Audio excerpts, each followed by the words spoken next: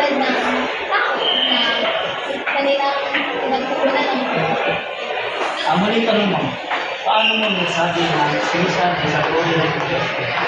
Masasabi ko isang uri sa komunikasyon ng sisisan